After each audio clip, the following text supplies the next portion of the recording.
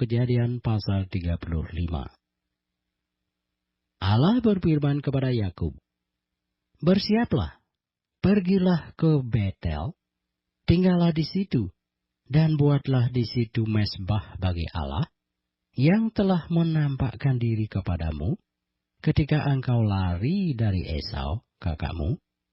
Lalu berkatalah Yakub kepada seisi rumahnya, dan kepada semua orang yang bersama-sama dengan dia, "Jauhkanlah dewa-dewa asing yang ada di tengah-tengah kamu.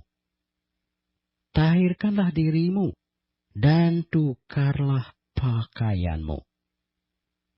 Marilah kita bersiap dan pergi ke Betel. Aku akan membuat mezbah di situ bagi Allah, yang telah menjawab aku pada masa kesesakanku, dan yang telah menyertai aku di jalan yang kutempuh." Mereka menyerahkan kepada Yakub segala dewa asing yang dipunyai mereka, dan anting-anting yang ada pada telinga mereka. Lalu Yakub menanamnya di bawah pohon besar yang dekat Sikem. Sesudah itu berangkatlah mereka, dan kedahsyatan yang dari Allah meliputi kota-kota sekeliling mereka, sehingga anak-anak Yakub tidak dikejar. Lalu sampailah Yakub ke Luz yang di tanah Kanaan, yaitu Betel. Ia dan semua orang yang bersama-sama dengan dia. Didirikannya mezbah di situ, dan dinamainyalah tempat itu El Betel, karena Allah telah menyatakan diri kepadanya di situ ketika ia lari terhadap kakaknya. Ketika Deborah, inang pengasuh Ribka, mati, dikuburkanlah ia di sebelah hilir Betel, di bawah pohon besar, yang dinamai orang pohon besar penangisan.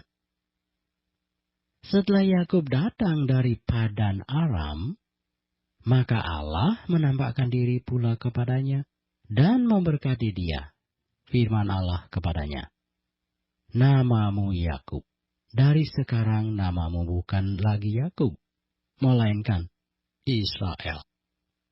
Itulah yang akan menjadi namamu." Maka Allah menamai dia Israel.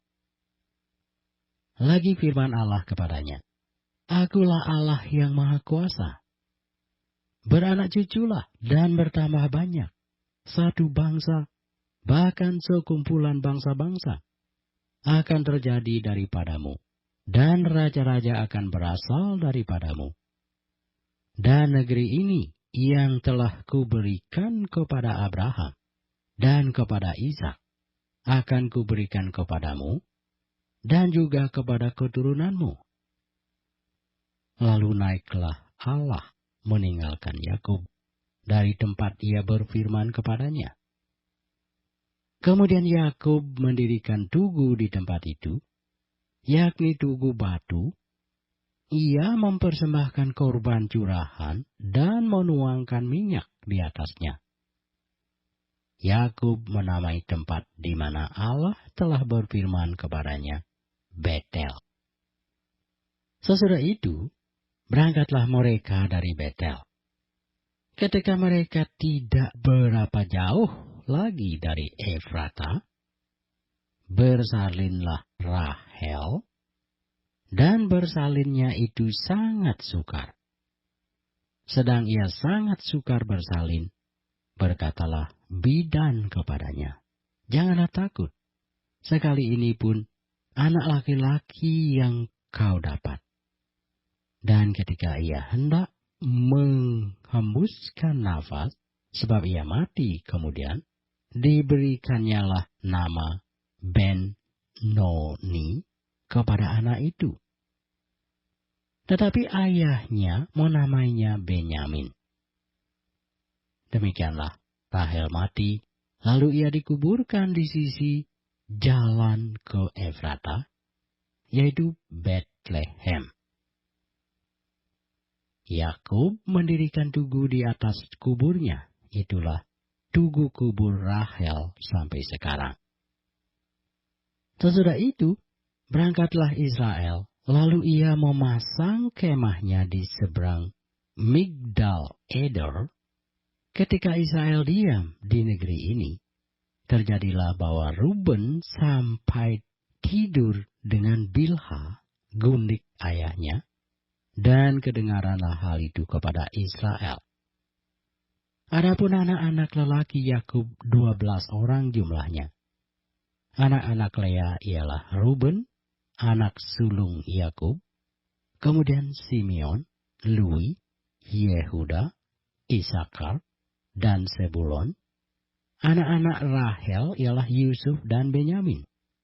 Dan anak-anak Bilha, budak perempuan Rahel, ialah Dan serta Naftali.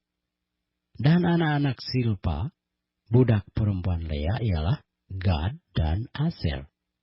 Itulah anak-anak lelaki Yakub yang dilahirkan baginya di Padan Aram.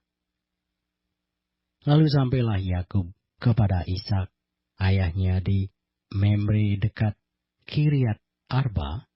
Itulah Hebron, tempat Abraham dan Ishak tinggal sebagai orang asing. Adapun umur Ishak 180 tahun. Lalu meninggallah Ishak, ia mati, dan dikumpulkan kepada kaum leluhurnya.